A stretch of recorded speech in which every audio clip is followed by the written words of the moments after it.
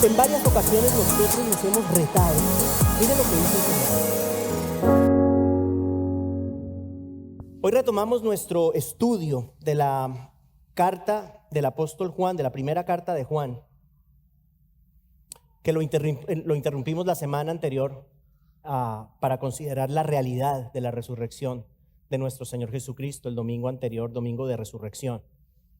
Un breve resumen vamos a hacer de lo que hemos visto hasta ahora para iniciar. Hemos argumentado en las semanas anteriores que el apóstol Juan escribe esta carta con un propósito principal, y ese propósito es darle certeza a los creyentes con respecto a su salvación, a los creyentes genuinos, a través de la fe en el Hijo de Dios.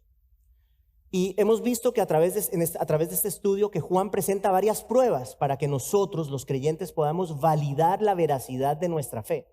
Es muy importante que nosotros tengamos una manera bíblica de saber si realmente somos creyentes genuinos o no. Y más que todo en este día en el cual vivimos, en el cual, pues, para ser creyente supuestamente hay que levantar una mano, o decir yo creo, o venir los domingos a la iglesia. Entonces es importante que tengamos una confirmación de la veracidad de nuestra fe. Y entonces el apóstol Juan ha presentado varias pruebas. La primera tuvo que ver con reconocer la divinidad del Señor Jesucristo. ¿Se acuerda? Al igual que la humanidad del Señor Jesús. Es necesario creer en Jesucristo como el Dios eterno, el Dios preexistente, pero también como el Dios hecho hombre. Ese es el Jesucristo que la Biblia presenta, y una de las condiciones o una de las pruebas para nosotros saber si realmente somos creyentes genuinos es, bueno, creemos en este Jesucristo que la Biblia presenta. Eso es lo primero. Lo hemos dicho varias veces, el verdadero creyente afirma que Cristo es 100% Dios y 100% humano. No 50 y 50, no mitad y mitad, pero 100% Dios, 100% humano. La segunda prueba que Juan presentó tuvo que ver con el reconocimiento de nuestro pecado. ¿Se acuerda? Y hablamos de la confesión del pecado y cómo el creyente, cuando peca, está llamado a reconocer su falta, y ese reconocimiento le lleva a arrepentirse y a confesar sus faltas, sus pecados delante del Señor. Esa fue la segunda. Tercera prueba que vimos tuvo que ver con la obediencia, y Juan habló de una manera general de la obediencia. Argumentó el apóstol en esos pasajes que vimos hace semanas que quien dice conocer a Cristo debe obedecer sus palabras. El que dice que permanece en él debe andar como él anduvo. Eso lo vimos. Y la cuarta y última prueba que consideramos está relacionada con la obediencia, pero tenía que ver específicamente con el amor hacia el prójimo y de manera particular hacia los hermanos en la fe. Dijo Juan: el que dice que está en la luz y aborrece a su hermano está aún en tinieblas. O sea que el apóstol presenta estas cuatro pruebas que ya hemos visto, y ahora hace un alto en el camino. El apóstol pone los frenos, se detiene. Hasta el momento su enfoque ha sido ¿cuál? Bueno, como dijimos, que nosotros como creyentes evaluemos la veracidad de nuestra fe. Eso es lo que hemos hecho hasta ahora a través de estas pruebas. Pero ahora el apóstol cambia un poquito de perspectiva brevemente, y se enfoca en motivarnos a los creyentes. ¿Sí? O sea, primero usted es llamado y yo soy llamado a evaluar la veracidad de nuestra fe, pero ahora él nos dice, ok, si usted es creyente, siendo creyente basado en estas pruebas, ahora los quiero motivar, los quiero exhortar a que meditemos en nuestra madurez espiritual. En otras palabras, ¿dónde estamos en nuestro caminar con el Señor? Juan entendía que los receptores de su carta profesaban fe en Cristo, ¿sí? Por eso les llama hermanos, eran miembros de la iglesia, profesaban fe en Cristo, pero Juan sabía que no todos los que estaban allí eran creyentes genuinos, porque esa es una realidad en todo lugar. Repito, o sea, no venir a una iglesia no hace necesariamente a ninguna persona creyente. Y Juan sabe eso. Entonces, presenta las pruebas para que las personas validen su fe, pero no solamente nos llama a validar nuestra fe, también es importante que conozcamos en dónde estamos en nuestro caminar con el Señor. Todo el mundo está en un lugar distinto en su caminar con el Señor. Cada persona está en un lugar diferente. Y para Juan era necesario dejarnos saber que nosotros sepamos, que busquemos comprender en qué grado de madurez espiritual estamos, qué grado de madurez espiritual tenemos nosotros. Y eso es importante para la iglesia del primer siglo, es importante para nosotros, para esta iglesia, para ustedes y para mí. O sea que sobre eso vamos a hablar hoy, sobre los diferentes niveles de madurez espiritual que trata nuestro texto de hoy. Nuestro pasaje lo encontramos en la primera carta del apóstol Juan. Para los que están nuevos aquí o que primera vez que vienen, estamos haciendo un estudio de toda la carta del apóstol Juan, verso por verso. Empezamos desde el verso 1, capítulo 1.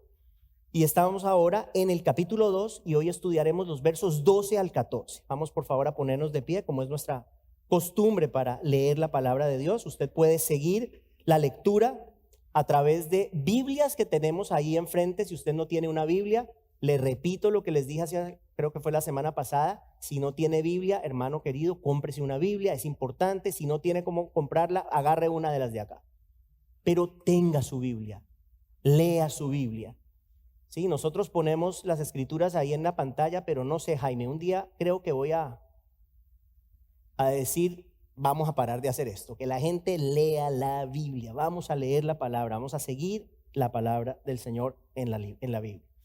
Dice lo siguiente: les escribo a ustedes, hijos, porque sus pecados les han sido perdonados por el nombre de Cristo. Les escribo a ustedes, padres, porque conocen a aquel que ha sido desde el principio. Les escribo a ustedes, jóvenes, porque han vencido al maligno. Les he escrito a ustedes, niños, porque conocen al Padre. Les he escrito a ustedes, padres, porque conocen a aquel que ha sido desde el principio.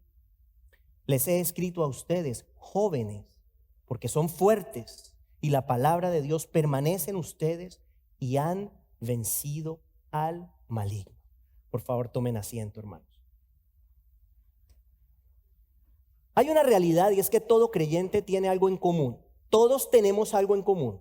Los creyentes tenemos en común la salvación de nuestra alma. Si usted es un creyente, usted tiene la salvación de su alma a través de la fe en el Señor Jesucristo, pero también hay otra realidad.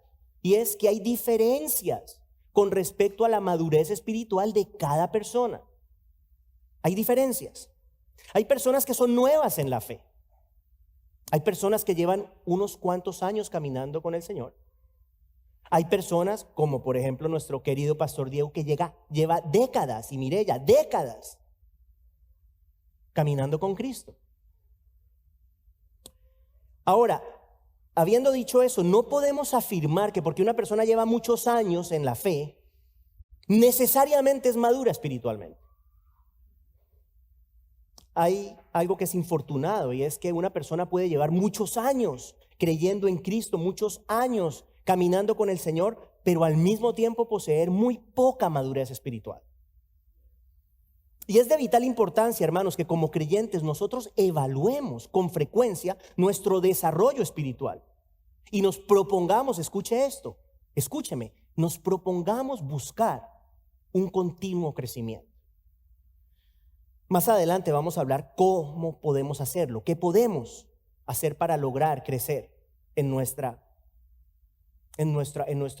fe, para lograr madurar cada vez más espiritualmente. Entonces, entrando en el pasaje, en el verso 12, el apóstol inicia enfatizando algo que todos tenemos que tener claro, hermanos. Todos los creyentes tenemos que tener claro que hemos sido perdonados de nuestros pecados. Esto es fundamental. ¿Sí? O sea, esto es la fe cristiana nivel 1, nivel bebé.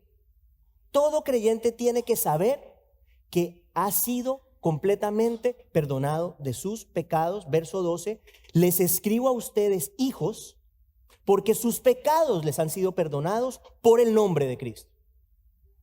Entonces, la palabra hijos en el contexto de este pasaje se refiere a los creyentes en el Señor Jesús. Esos son los hijos a los cuales Juan se refiere, de una manera general, todos los creyentes. ¿Qué significa entonces esto? Que todo creyente ha sido perdonado, no algunos, no la mayoría, no el que hizo esto y esto, pero no hizo esto y esto, no. Todos los creyentes han sido perdonados. El perdón de pecados es un común denominador en la vida de todo cristiano. Y esto es lo que Juan busca dejar claro en los corazones nuestros, en los corazones de los creyentes. Es importante que tengamos esa certeza, hermanos. Es muy importante. ¿Por qué? Esto lo hemos dicho. Hay personas que creen en el Señor, que son creyentes genuinos, creen en el Señor, pero cargan con sus culpas todo el tiempo. Culpas del pasado. Y la realidad es esta, hermanos. Es imposible vivir a plenitud la vida cristiana si no tenemos la convicción de que Dios nos ha perdonado absolutamente. Imagínese usted una persona como Pablo, con las cosas que hizo Pablo, persiguiendo a la iglesia, persiguiendo a Cristo. Si Pablo no hubiese podido comprender que el Señor realmente lo había perdonado, él no hubiera podido tener el ministerio que tuvo. No podría. Y lo mismo aplica a nosotros. No podemos quedarnos con el pecado que cometimos hace 20 años, por más grave que haya sido. Si el Señor, si usted viene al Señor, si usted se arrepiente, el Señor lo perdonó. Esa es una realidad. Y Juan nos recuerda esta verdad. Esto también lo hemos dicho. Todos los creyentes, todos tenemos un antes y un después de Cristo. Todos. O sea que es importante que ustedes y yo entendamos que tanto los pecados pasados como los presentes, porque seguimos fallando, espero que no igual que antes, porque también hemos hablado de la importancia de que haya un cambio en nuestra vida, pero la realidad es que no somos perfectos todavía. El Señor ha perdonado nuestros pecados pasados, los presentes y los que ni siquiera hemos cometido todavía. Es importante que tengamos esa certeza. Y esto aplica para el creyente genuino, aquel que ha recibido la fe salvífica, la fe que proviene de Dios. Ahora, Juan enfatiza en este verso que nuestros pecados han sido perdonados, dice, por el nombre de Cristo. Esto es fundamental. Es la perfección del sacrificio de Cristo. Es porque el sacrificio de Cristo fue completo, fue suficiente, que nosotros hemos sido reconciliados con Dios. El sacrificio de Cristo fue suficiente. Hecho, consumado está, dijo él. Consumado está. En otras palabras, nuestro perdón es posible porque el sacrificio del Señor fue perfecto, se los dije. La justicia de Dios, esto lo hemos ido hablando, la justicia de Dios fue satisfecha. La ira divina hacia el pecador aplacada. ¿Gracias a quién? A la sangre de Jesús. O sea que el perdón de Dios es absoluto para el creyente. Por esa razón Pablo nos recuerda en Romanos 8:1 que no hay condenación para los que están en Cristo. Hermanos, qué importante es que entendamos esto. Y lo aceptemos y lo creamos y lo apliquemos. El Señor nos ha perdonado si realmente somos creyentes. El rey David habla de esta plenitud del perdón de Dios en el Salmo 103. Escuche lo que dice, muy conocido. Dice, como está de lejos el oriente del occidente, así alejó Dios de nosotros nuestras transgresiones. ¿Qué tan lejos está el oriente del occidente? Bueno, extremos. El profeta Isaías escribe lo siguiente en Isaías 1:18, también muy conocido. Aunque sus pecados sean como la grana, como la nieve serán emblanquecidos. Aunque sean rojos como el carmesí, como blanca lana quedarán. Hermano, si usted ha puesto su fe en Cristo, tenga la certeza y la tranquilidad de que sus pecados han sido perdonados. Dios le ha acreditado a usted la perfecta justicia de Cristo. Usted ha sido declarado libre de culpa delante de Él. Hemos hablado de la justificación. O sea que le digo, descanse en el perdón de Dios, disfrute del perdón de Dios. Esa es una de las bendiciones que tenemos los creyentes. No tenemos por qué andar con culpas. Y cuando pecamos nos arrepentimos. Y venimos delante de Dios y confesamos nuestro pecado y buscamos no pecar más. No me malinterprete, no estoy diciendo que podemos hacer lo que queramos.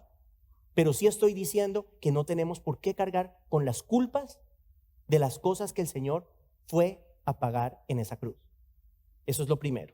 Luego, Juan establece este fundamento para entonces proceder a hablar de tres etapas diferentes de madurez espiritual.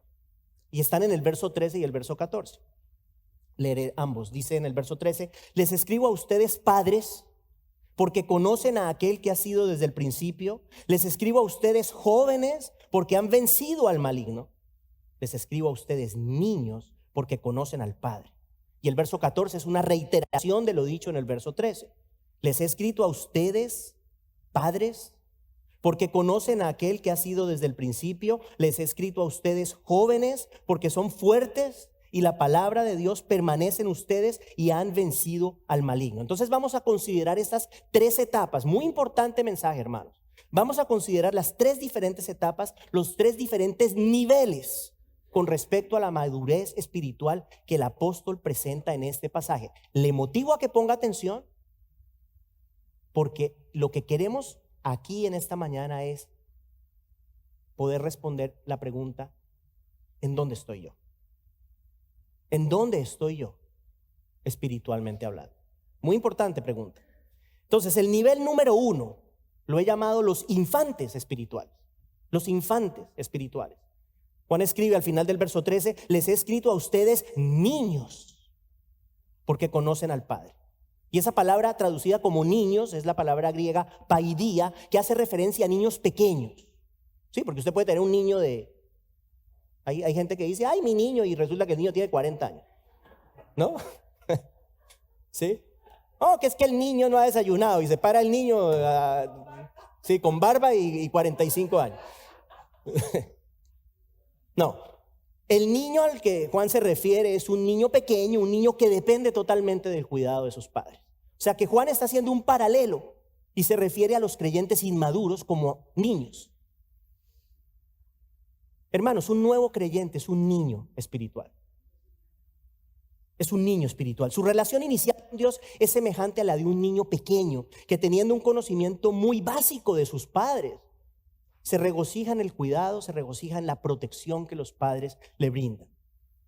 Hay una realidad, un niño pequeño no conoce aspectos profundos de la personalidad de sus padres. ¿Por qué? Pues porque no tiene la capacidad. ¿Usted cuándo ha escuchado a un niño de 5 o 6 años? Y si lo ha oído, preséntemelo, porque es un genio.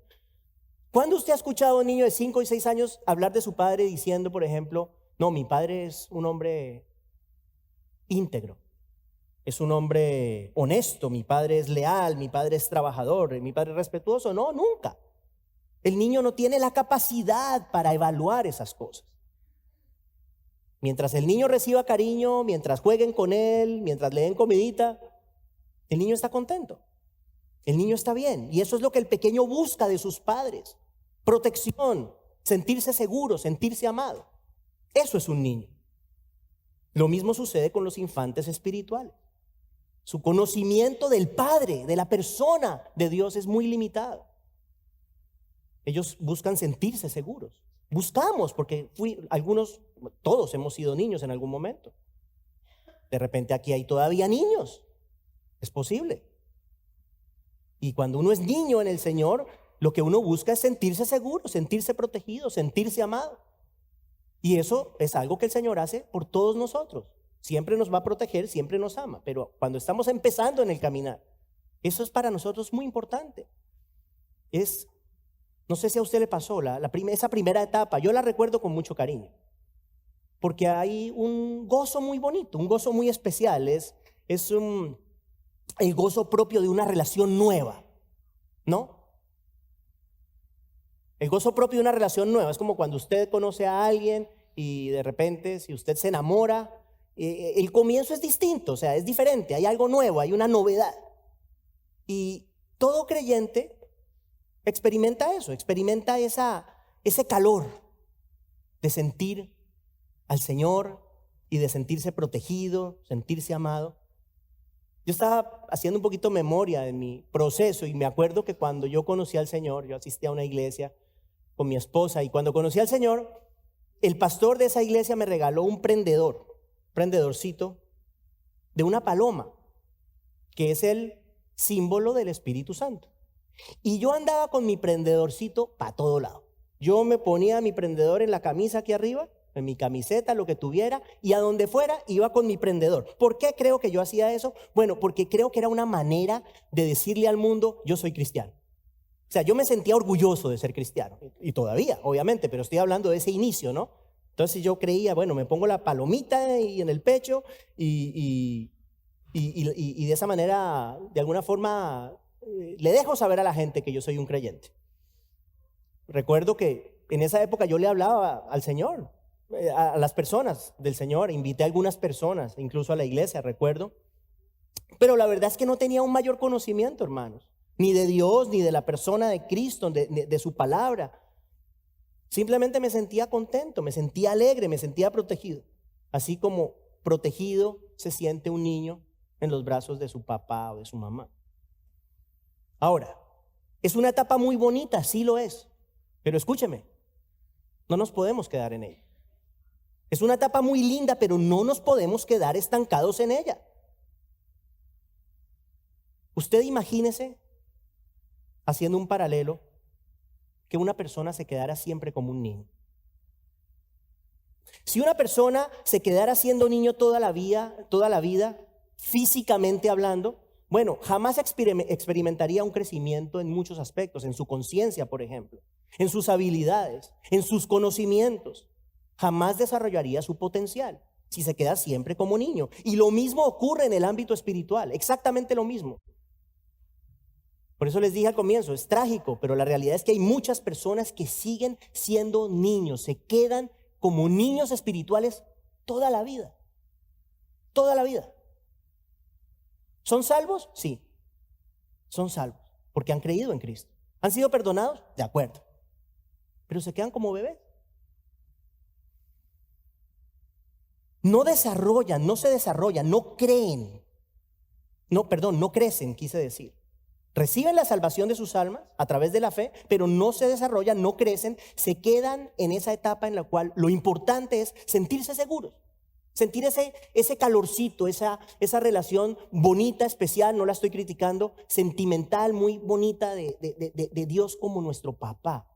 ¿Es nuestro papá? Claro que lo es. Lo seguirá siempre. Siempre lo será. Pero a medida que uno crece, su relación con su padre cambia. ¿De acuerdo? O sea, ¿qué tal que yo a los 51 años?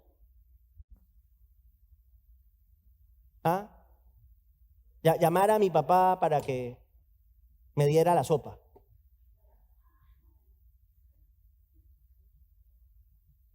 Hay un cambio en la relación por el hecho de crecer. ¿Seguirá siendo mi padre siempre? Sí. Dios es siempre nuestro padre, es nuestro Padre celestial, pero nuestra relación con Él va cambiando. Va cambiando. La persona que se queda como bebé no experimenta un crecimiento en su conciencia de pecado, por ejemplo. No hay un desarrollo en su conocimiento de esta palabra de Dios, que es tan importante. Se queda en un nivel muy superficial, no hay una profundidad en su intimidad con el Señor. El bebé espiritual no entiende, no reconoce el privilegio y la importancia de servir a Dios. Se queda ahí. Por lo general, los bebés espirituales, los infantes espirituales se preocupan mucho todavía de sí mismos. No consideran en igual medida a sus semejantes, no consideran en igual medida las opiniones y las necesidades de los demás. Lo que hemos hablado en otras ocasiones, eso de morir a nosotros mismos, de negarnos a nosotros mismos, el bebé espiritual no lo entiende. No lo entiende, no lo puede comprender. El autor de Hebreos se dirige a personas estancadas en su crecimiento espiritual en el capítulo 5 de esa carta. Escuche, Hebreos 5, versos 12 al 14, dice: aunque después de tanto tiempo, mire lo que dice, aunque después de tanto tiempo ya debieran ser maestros, todavía es necesario que se les vuelva a enseñar lo más elemental de las palabras de Dios. Esto es tan así que lo que necesitan es leche y no alimento sólido. Verso 13, pero todos los que se alimentan de leche son inexpertos en la palabra de justicia porque son como niños. El alimento sólido es para los que ya han alcanzado la madurez, para los que pueden discernir entre el bien y el mal y han ejercitado su capacidad de tomar decisiones. Conclusión: todos pasamos por esta etapa en el desarrollo espiritual.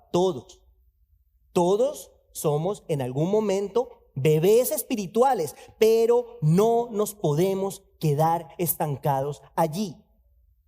Entonces, ¿cuál es la pregunta que surge? Importantísima pregunta, ponga atención, escuche. ¿Cómo podemos crecer espiritualmente? ¿Cómo podemos crecer espiritualmente? Y el pasaje de Hebreos que acabamos de mencionar nos habla de un aspecto vital para el crecimiento espiritual del creyente. Le voy a leer nuevamente el verso 13 solamente. Dice el autor de Hebreos: pero todos los que se alimentan de leche son inexpertos en la palabra de justicia porque son como niños. Hermanos, un elemento fundamental para poder crecer espiritualmente es el alimento que recibimos. El alimento espiritual que recibimos. Escúcheme, un bebé puede tomar fórmula por un tiempo, ¿cierto? Un bebé puede tomar fórmula por un tiempo. Ahora, si usted ve a un joven de 18 años tomando fórmula en un tetero de Superman, hermanos, algo está mal. Algo está mal. Los que tenemos hijos sabemos, cuando al bebito le empiezan a salir los dientecitos, ya está listo para empezar a cambiar de alimentación. Y haciendo un paralelo, el autor de Hebreos argumenta que quienes se alimentan de leche son aquellos que son inexpertos en la palabra de justicia.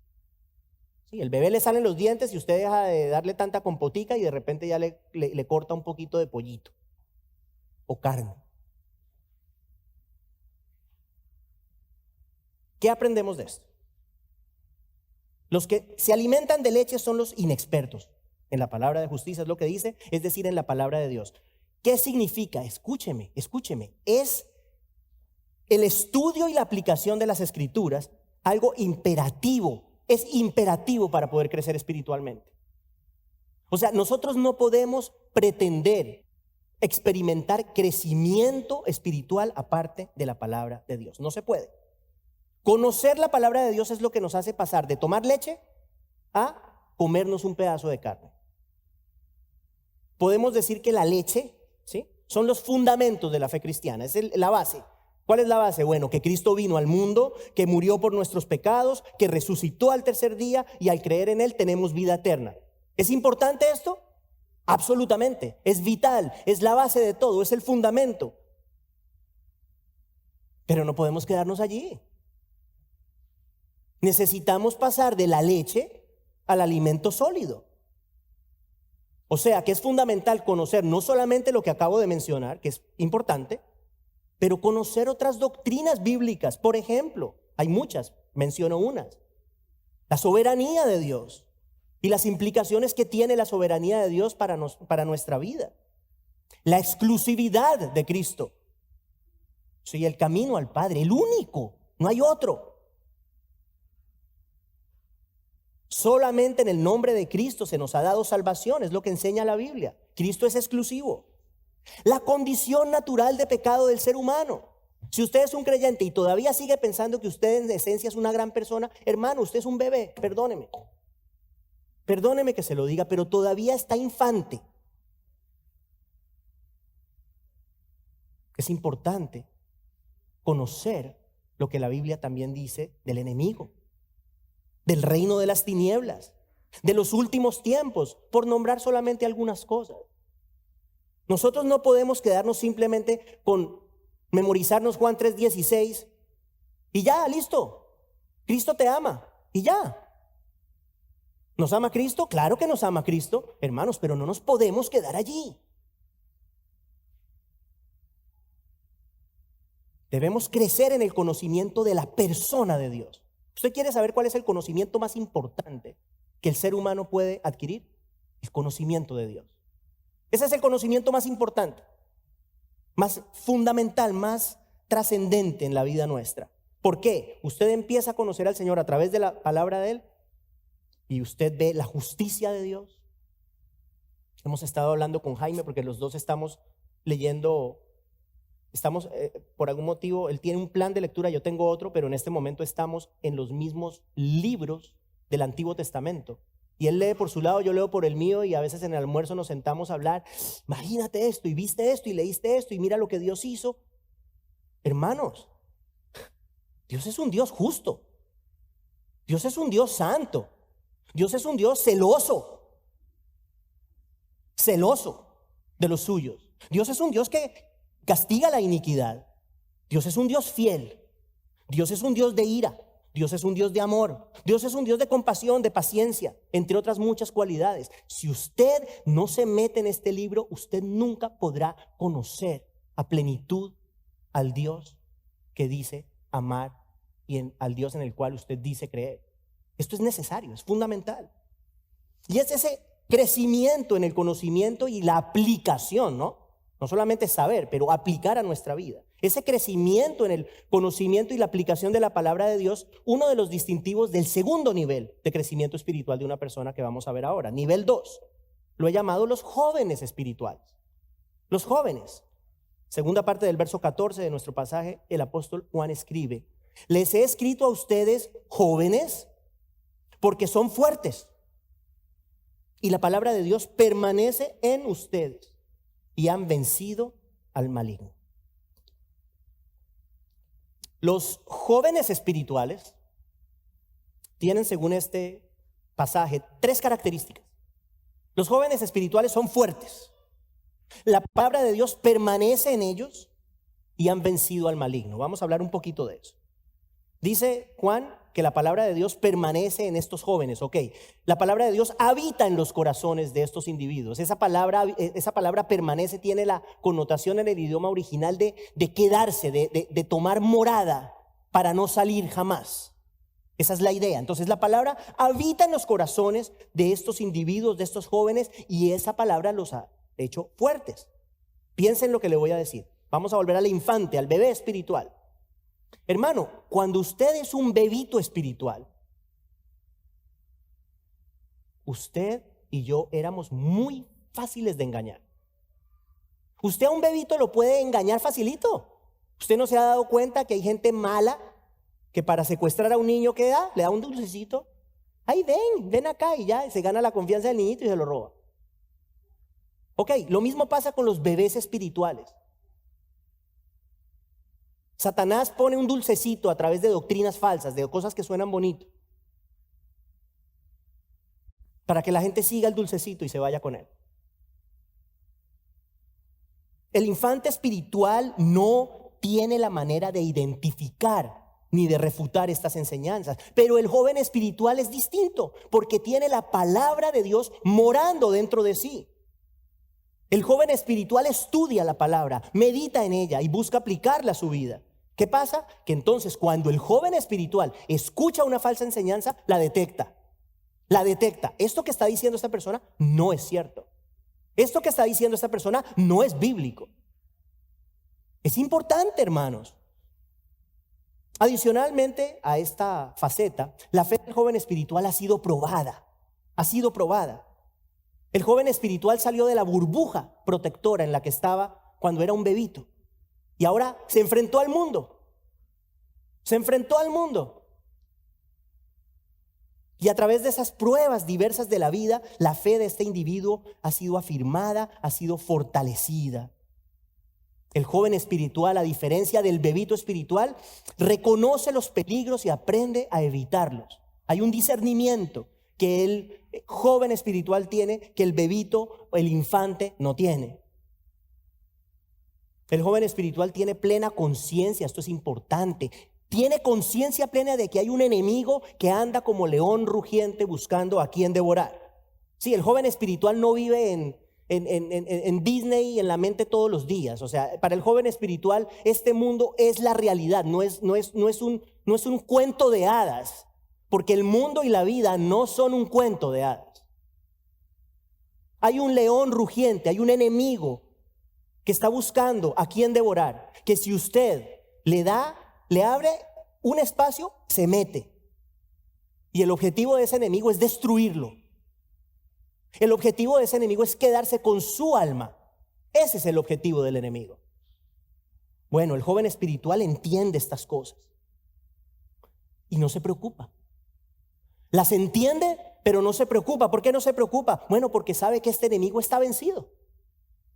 Este enemigo ha sido vencido por el Rey de Reyes y Señor de Señores en la cruz del Calvario. No tiene por qué preocuparse. El joven espiritual también ha vencido al maligno, dice Juan.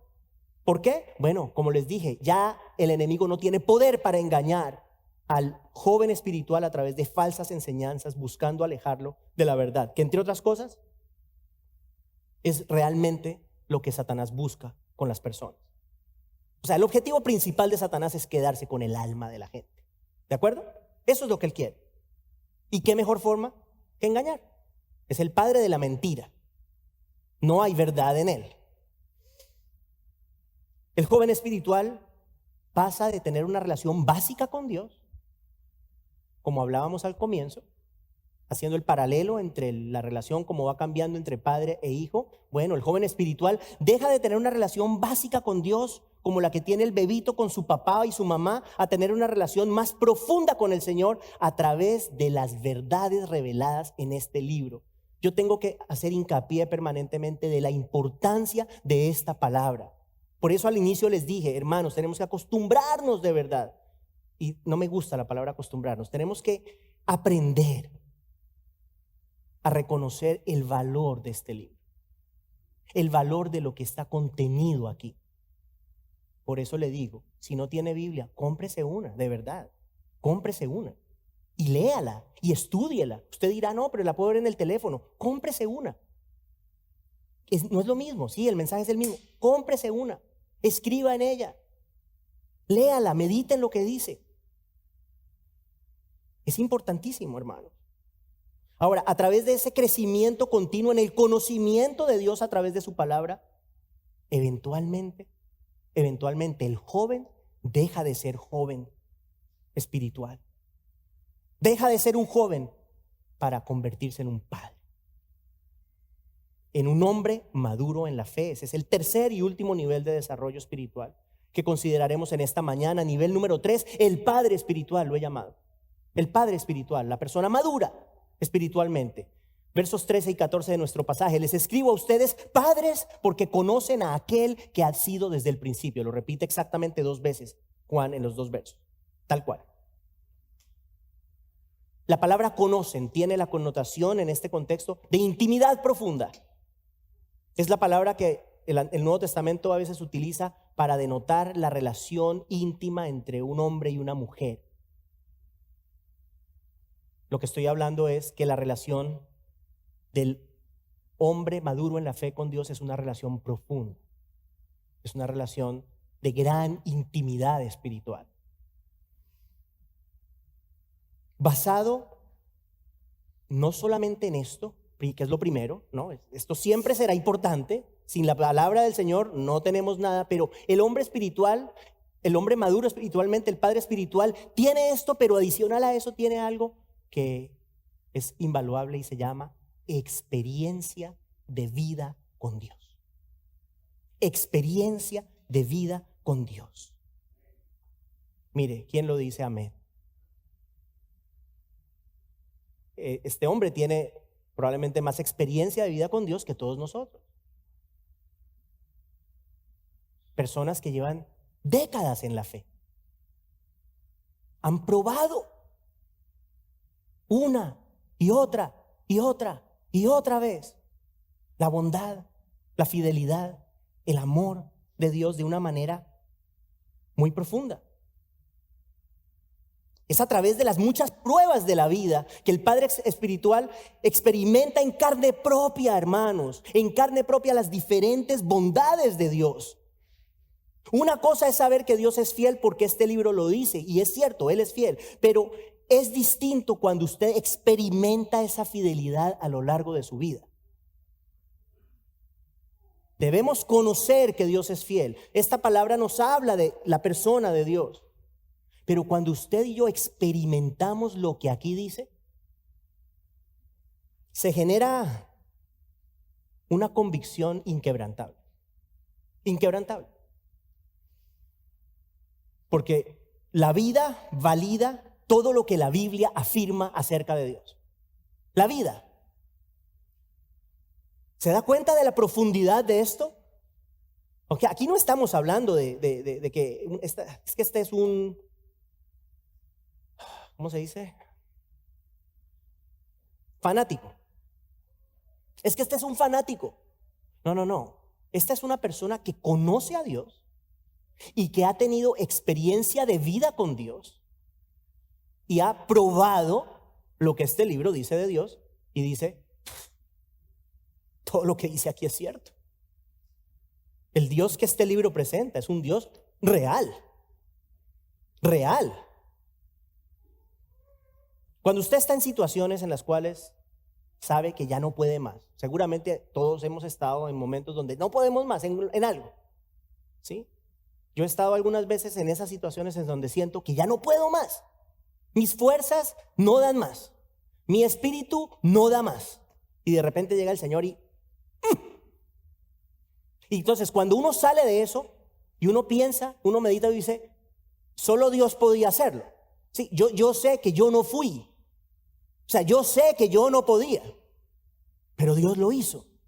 ¿Qué crea eso? La convicción, una firmeza. Porque el Señor nos demuestra su realidad. Y cuando usted multiplica eso por N veces, pues claro, por eso es que la Biblia dice que el hombre va decayendo físicamente, pero se va fortaleciendo interiormente. ¿Sí? Nos vamos poniendo más viejitos, sí, no importa. Espiritualmente somos cada vez más fuertes si caminamos con Cristo.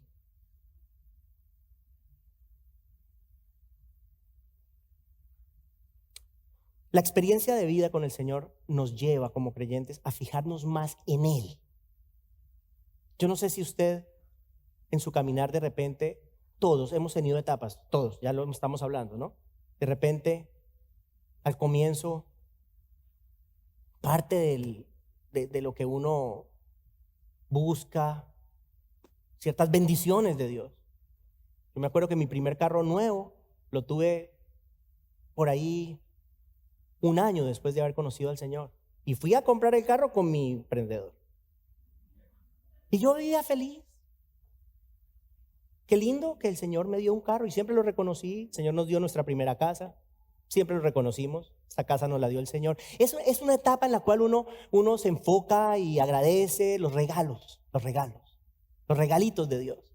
¿Sí? El Padre nos ama y nos da regalitos y eso es bonito y siempre lo va a hacer y siempre será bonito. Pero hermanos, a medida que vamos madurando en el Señor, esos regalitos pasan como a un segundo plano, pongámoslo de esa forma, y nos empezamos a fijar más en Él como persona, en el carácter de Dios, en la bondad, en la fidelidad, en la esencia de Dios.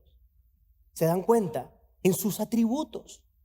Y se genera entonces en el corazón un anhelo por conocerle más, por estar más cerca de Él. Y entre más hacemos esto, más nos maravillamos de su grandeza. ¿Las pruebas paran? No. Las pruebas continúa habiendo tribulaciones, aflicción, pero de alguna manera también pasan como a un segundo plano. Porque el hombre maduro reconoce que Dios dispone todas las cosas para su bien, todas, las buenas, las regulares, las malas, lo que nos duele, todo para nuestro bien. El Padre espiritual comprende que su ciudadanía está en los cielos, no acá. El Padre espiritual espera con ansias el momento de ver a Cristo cara a cara. Cambia, hermanos, cambia el paradigma de la vida. Cambia. Cambia. El hombre maduro en la fe tiene una concepción muy alta de Dios, una concepción bíblica de Dios. Lo reconoce, en palabras de Juan en nuestro verso, como aquel que ha sido desde el principio. El Dios eterno, les digo, el creador de todas las cosas, el Dios soberano sobre la creación. Y ese Dios santo es la primera devoción del corazón del hombre maduro en la fe.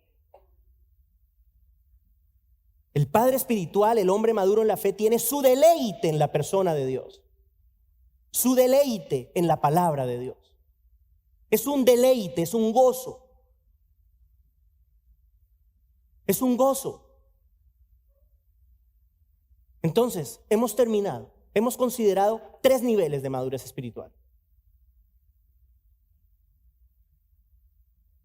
Repito la pregunta. ¿En qué nivel estoy yo? Hermano, hágase esa pregunta. Hágase esa pregunta basado en lo que ha escuchado hoy. ¿Soy un infante? ¿Soy un bebé? ¿Soy un joven? ¿Soy un padre? ¿Dónde estoy yo en mi caminar con el Señor? Repito, creo que por tercera vez, es trágico que una persona se quede años y años estancada en su crecimiento espiritual. Es trágico, pero sucede. Muchos creyentes, les digo, repito, son inmaduros a pesar de haber conocido a Cristo hace mucho tiempo, y quiero para terminar presentarles 2 causas por las cuales las personas se quedan estancadas en su desarrollo espiritual. ¿Qué causa? ¿Por qué? O sea, ¿por qué una persona que lleva 30 años siendo cristiana sigue siendo un bebé? ¿Por qué? Bueno, 1, si una persona no está expuesta a la profundidad de este mensaje, esa persona no crece espiritualmente. ¿Sí? Si todo lo que una persona escucha en la iglesia es que Dios lo ama y nada más, hermanos, ¿Dios nos ama? Dígame usted, ¿Dios nos ama? Lo sabemos, ¿cierto? Ahora, si todo lo que usted escucha aquí es que Dios lo ama y está loco por usted, usted no va a crecer. Usted se va a quedar allí. Esa es la razón por la cual predicamos expositivamente en esta iglesia. No nos saltamos los pasajes que son difíciles de escuchar, no omitimos lo que es incómodo. Buscamos enseñar el consejo completo de Dios para que juntos, incluyéndome a mí, juntos crezcamos en conocimiento, en santidad, en servicio. Para eso estamos acá. El apóstol Pedro nos dice en su segunda carta: crezcan en la gracia y el conocimiento de nuestro Señor Jesucristo. Y en Efesios 4, escuche las palabras del apóstol Pablo, muy importantes. Y él dio a algunos el ser apóstoles, a otros profetas, a otros evangelistas, a otros pastores y maestros. Escuche verso 12. ¿Para qué? Para capacitar a los santos, a ustedes. Para capacitar a los santos para la obra del ministerio, para la edificación del cuerpo de Cristo, hasta que todos, no algunos, hasta que todos lleguemos, escuche, a la unidad de la fe y del pleno conocimiento del Hijo de Dios, a la condición de un hombre maduro, a la medida de la estatura de la plenitud de Cristo. La doctrina recibida en la iglesia debe enfocarse en capacitar a los creyentes para que sean útiles al Señor. Útiles. Escuche esa palabra, útiles. No podemos ser creyentes inútiles. No nos podemos pasar la vida siendo inútiles para el Señor. Estamos aquí para edificarnos mutuamente espiritualmente. ¿A través de qué? Del conocimiento de Cristo y su palabra. Ahora, la enseñanza en la iglesia es fundamental. Sí es importantísima para el crecimiento espiritual de nosotros, de los hermanos, de la congregación. Pero hay una segunda parte muy importante que tenemos que considerar, y es el siguiente: la relación de cada uno de ustedes y mía con la palabra de Dios. Ya voy a acabar, pero escúcheme por favor. ¿Qué relación tiene usted con la palabra de Dios? No, hermano, yo ni siquiera tengo una Biblia. Bueno, empiece por comprarla. No tengo con qué comprarla. Agarre una, agárrela, cójala, llévesela hoy. Pero no la ponga de adorno. Léala. Hermano, si usted viene los domingos y escucha el mensaje, pero en la semana usted no abre su Biblia, es muy difícil que usted madure, por lo menos con cierta rapidez. Se va a quedar ahí. Es necesario estudiar las Escrituras, meditar en ellas y aplicarlas a nuestra vida. Le pregunto, le hemos hecho esta pregunta otras veces, responda en su corazón: ¿usted lee la palabra de Dios? ¿Usted lee las Escrituras? ¿Usted estudia las Escrituras? ¿Qué dijo Dios con respecto? ¿Qué dijo el Señor Jesucristo? Y Dios, porque Dios, el Señor Jesucristo es Dios. Pero ¿qué mencionó Dios con respecto a algo que dijo? Ya lo dijo el pastor Diego en el Antiguo Testamento. No solo pero de toda palabra que sale de la boca de Dios. Entonces, si no solo de pan vive el hombre, sino de toda palabra que sale de la boca de Dios, ¿cómo vamos nosotros a crecer espiritualmente sin el alimento espiritual? La palabra de Dios es el alimento espiritual. Si usted no come por una semana, su cuerpo se va a debilitar, se lo aseguro.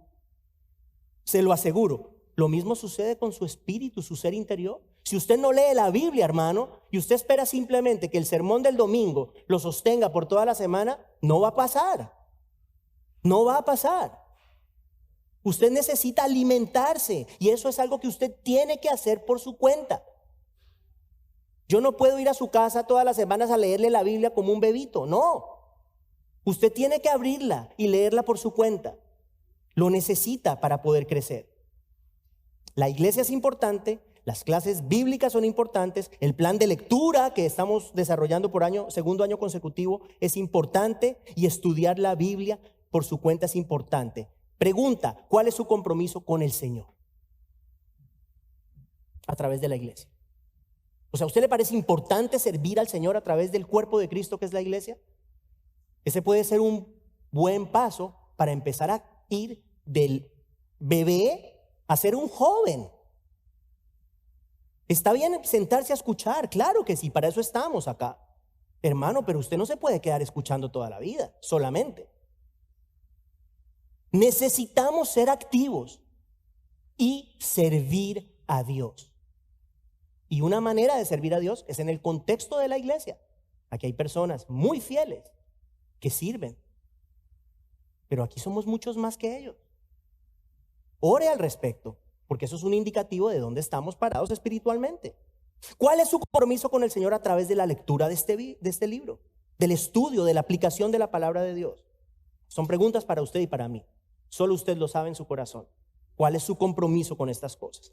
¿Cuál es mi deseo? Que crezcamos. Ese es mi deseo. O sea, mi deseo es que con el paso del tiempo, esta sea una congregación no solamente más numerosa en personas, porque queremos ver salvación. La salvación que solo Dios produce la queremos ver acá.